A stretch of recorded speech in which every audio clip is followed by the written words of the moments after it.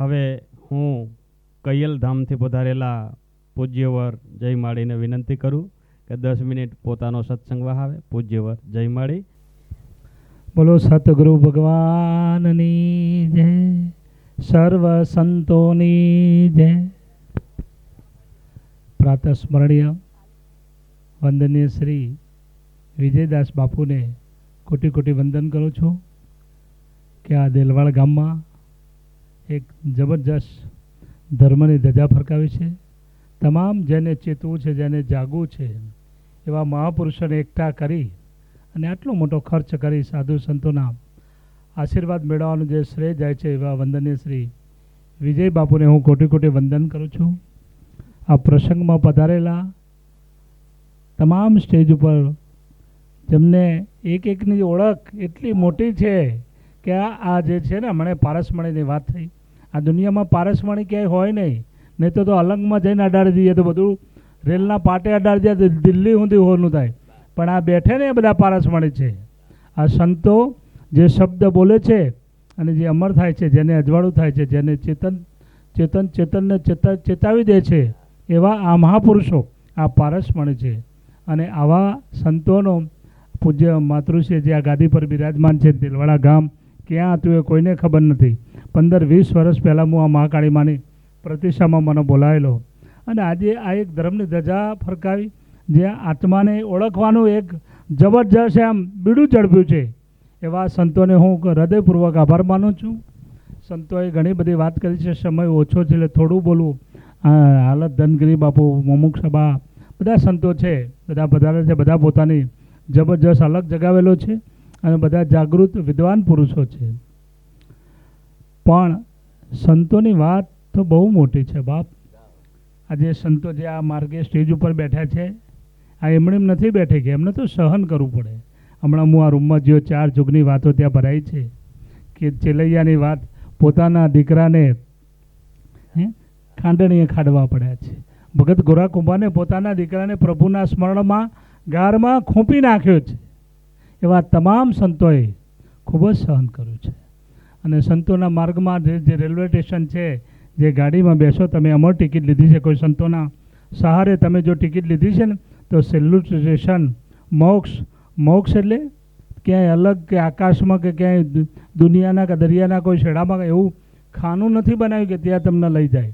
મોક્ષ એટલે મોહનો ક્ષય થાય અને કેવળ ને કેવળ પરમાત્મામય થઈ જાઓ અને એના ચરણોમાં ધક્કા ખાવા ના આવવું પડે, એનું નામ જ મોક્ષ કહ્યું છે.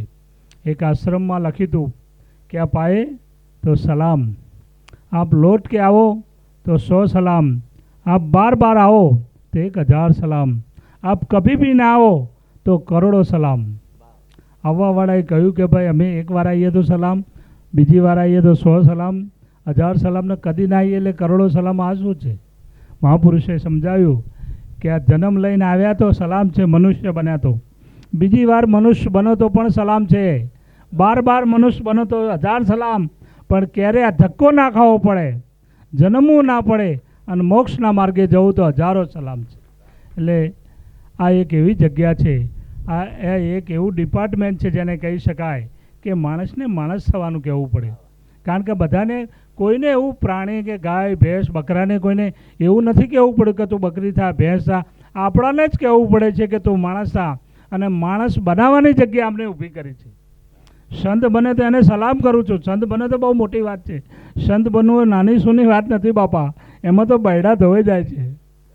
પણ આ અમને સરસ છે. સંતો ધારે કરી શકે. હમણાં એક સરસ દાખલો હતો. એક રાજા હતા, એને રાતે કે લાવો ગામની નગર ચર્ચા જોઈને વેશ પલટો કરીને નીકળ્યો. તો રસ્તામાં ગયા તો ચોર મળ્યા. આને ઓઢણું ઓઢેલું અને ઓળખ્યા નહીં. એને પૂછ્યું રાજાએ, કોણ છો? કે અમે તો ચોર છીએ. ક્યાં જાઓ છો? કે રાજાના ત્યાં ઘણો ખજાનો છે, કે તોડવો છે. તમે? કે હું હિમાલય જ છું.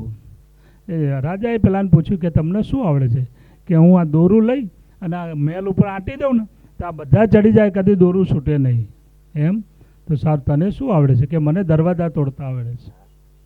તો ત્રીજાને પૂછ્યું કે તને શું આવડે? કે ખજાનો ગમે એટલો હોય, તિજોરીઓ ગમે એટલા લોક હોય, પણ મારી જોડે એવું હથિયાર આમ મારું ને તૂટી જાય, ચોરી લો.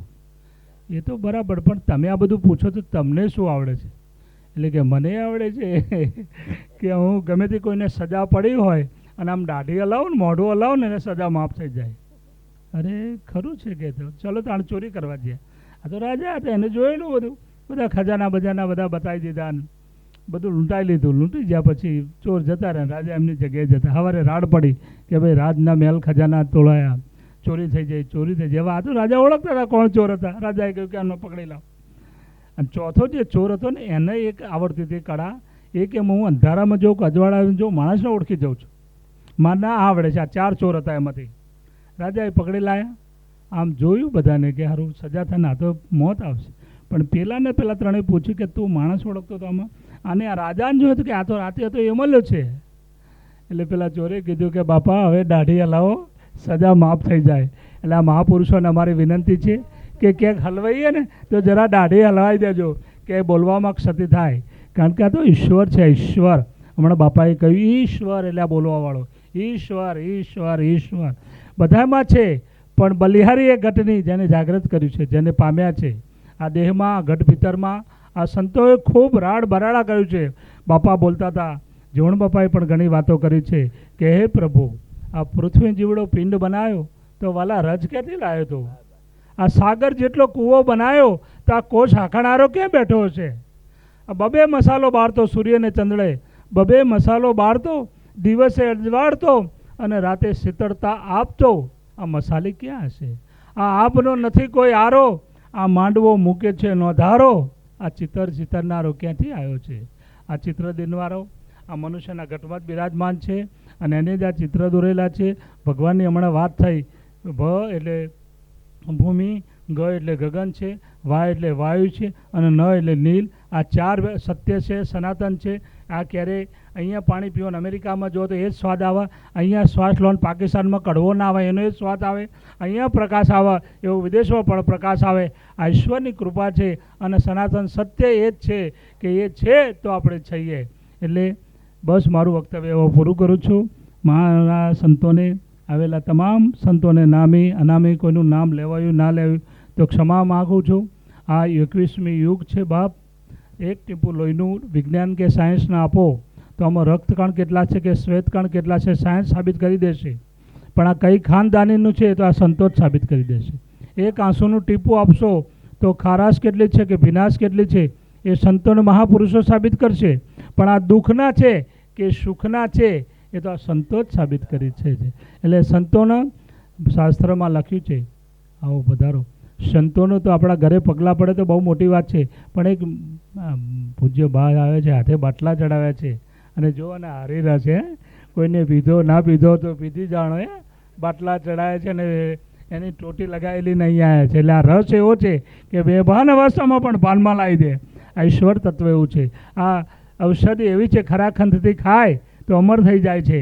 આ ભય રોગ મટી જાય. ભય રોગ એટલે ડાયાબિટીસ, કેન્સર એ નહીં, આ ટોપા કરવાનો, આ ઘડી ઘડી આવવાના રોગ મટી જાય. ફરીથી સર્વ સંતોને હું હૃદયપૂર્વક આભાર માનું છું. પૂજ્ય વિજય બાપુએ તો અલગ જગાવ્યો છે ને આટલા બધા હું ખાલી ભેગા કરવા નહીં, એનો ખાટલો રોટલો જમાડવાનું એટલું સારું જમાડે છે. 2 શાક હોય, રોટલા હોય, રોટલી હોય અને જે બાયો આ બહેનો જે પીરસે છે, મેં ત્યાં લીમોદરા ગામમાં જોયેલું. હું એમને પણ કોટી કોટી વંદન કરું છું. આ સ્વાધ્યાય ખાલી આ ગામ પૂરતો નહીં, ખાલી ગુજરાત પૂરતો નહીં, મોટો વિશાળ ફલે ફલે મોટા મોટા સંતો છે, મોટા મોટા સાધુ સંપ્રદાય એ આપણાથી થયા છે. તો આજે જે અમને આ ભેટ પહેર્યો છે એ પ્રતિજ્ઞા કરે અને ભગત થયા પછી અભગત ના થાય કદી. એ ભગત ના થયો તો જ અભગત થાય. શેરડીમાંથી ગોળ થાય પણ લો ગોળમાંથી શેરડી કરો થાય. એટલે આ ભગત થયા પછી અભગત ના થાય. આ દોહરી મેકી ના દેવાય. આના અવગુણ દેખાવા તો પહેલાં દેખાવા જોઈએ. અડદમાં આવે ને તમારાથી પહોંચે નહીં વળાતો હવે ગુરુ બટકડી જાય, હવે ગુરુ આ ફલાણાની જોડે બહેન, ફલાણાની જોડે બહેન એવી વાતો છોડી દેજો બાપ. કારણ કે તિલક કરતાં ટાળું લાગે, સુકાય ત્યારે તૈડે, લાકડી વિનાનો લોટે જાય એટલે નક્કી કૂતરા કઈડે. કારણ કે હમજ વગરનું ચાલે, વિચાર્યા વગરનું ચાલે એટલે દોહરી મેકી દેવું પડે. અનામત પરમાત્મા આજે દેખાતો કાલે તમને એમ કે નથી ને ગુરુ હવે બદલાઈ ગયા છે ને હવે પહેલાં જેવી વાત નથી કરતા. ગુરુ ભાઈ એને એક નિયમ હોય કે જૂના શિષ્યોને થોડા સેટા રાખે, એમને એના અંતરના આત્માના બધા ગુણો એના વેડી દીધા છે. નવા મુમુક્ષ આવે એને એની ઓળખ આપવા માટે, એને પ્રેમ એટલા માટે કે ઈશ્વર તારામાં છે, તું જાગૃત થાય એટલા માટે એને નજીક રાખતો. એટલે આપણે છેવાડે જતા રહ્યા એટલે આપણે એના હૃદયમાંથી છૂટી જવું ક્યારે હોય નહીં. એટલે એવી વાતોમાં ન પડવું. અમારા ત્યાં એક બોર બનતો હતો 1999માં. એક ગાંધીનગરથી એક સચિવબેન આવેલા, જશોદાબેન, અને હું ખાટલા પર બેઠેલો. બાપા રિંગ ચાલતું હતું, મારે પહેલાં વહેલી બોર બનાવતો. તે બાએ કીધું કે હું પહેલાં પ્રજાપિતા બ્રહ્મકુમારીમાં હતું, પછી આસારામ બાપુમાં ત્યાં ગઈ, પછી જય યોગેશ્વર દાદા પાંડુરંગ આથોલા ત્યાં હું પણ બોમ્બે ગયેલી. એટલે મૂક આ બધું ફરો છો, શું ખોવાનું છે કંઈ? આ કેમ તમે? એટલે કે મારે પરમાત્માને પામવું છે, મારે અંતર્મુખ થઈને જોવા છે. મેં કહું બરાબર. પછી કે આ શું ચાલે છે? મેં કહું આ મારો બોર છે ને મારે પાણી લેવું છે, પણ મારે પાણી ત્યારે મળશે કે 400 ફૂટ અંદર જઈશ તો. પણ આ ખેતરની અંદર 10-10 ફૂટના ખાડા કરીને ટોટલ મારી દઉં અને 400 ફૂટ કરું તો પાણી નહીં આવે, કારણ કે એક જ જગ્યાએ ડ્રિલિંગ કરવું પડે. એટલે સંપ્રદાય છોડીને ગમે તો જશો, 10-10 ફૂટના ખાડા કરશો તો પાણી ક્યાંય નહીં આવે. એક જ જગ્યાએ સતનામનું ડ્રિલિંગ કરશો તો પરમાત્માને પામશો, પામશો ને પામશો. જય ગુરુદેવ. ખૂબ ખૂબ આભાર. જય માળી રમણ બાપુનો.